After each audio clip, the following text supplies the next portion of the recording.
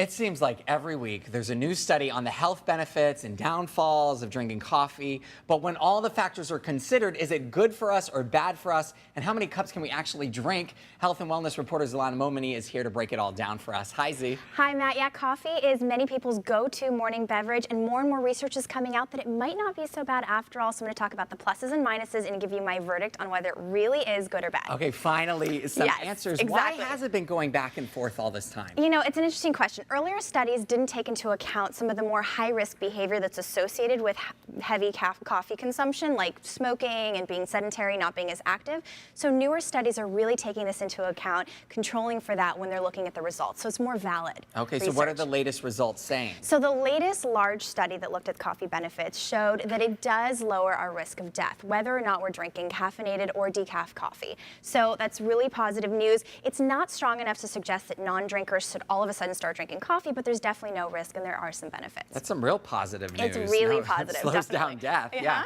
So is it because of the caffeine or the actual coffee It's itself? because of the actual coffee. Another study recently came out that showed that it lowers our risk of chronic diseases such as Alzheimer's and dementia, and can lower aging issues such as, motor, developmental, or cognitive issues as we age. So these brain protective effects are due to the high antioxidant levels in the coffee, not just the caffeine. Okay, so does the caffeine have any benefits? Yeah, it does. Studies have shown that caffeinated coffee does decrease risk of diabetes. It also can change our DNA within our muscles, similar to the effect that we get when exercising. So that doesn't mean we have to stop exercising, but it does mean that we can change our muscle structure if we drink caffeinated coffee. Drink enough, does it cause weight loss? Well, caffeine in about 1 cup of coffee can speed up your metabolism about 15% temporarily, right? So the key word there is temporary. Okay. And it can suppress our hunger.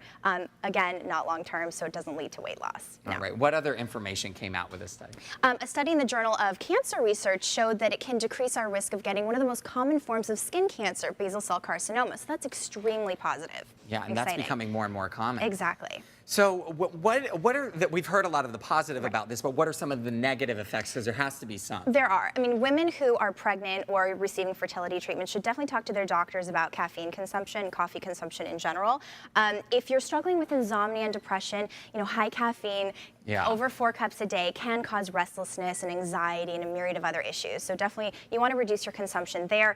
And regular use does cause dependency. So if you stop drinking coffee abruptly, you will get headaches and fatigue over a day or two. And so many coffee drinks now, you go to these coffee shops, they have sugar and cream just pumped into them, and you can't be having that's just added calories to your diet. You don't want any of that. So you can use healthier alternatives. If you need a sweet or creamy drink, use almond milk or agave. Okay. There's lots of options. So, okay. Drum roll. Drum roll. Is coffee good or bad for us? It's good. I mean, the health benefits definitely outweigh the risks. As long as you're not pregnant, you're not getting fertility treatments, drink in moderation, less than 4 cups a day, and you're good to go. Okay, so 4 cups. 4 or less.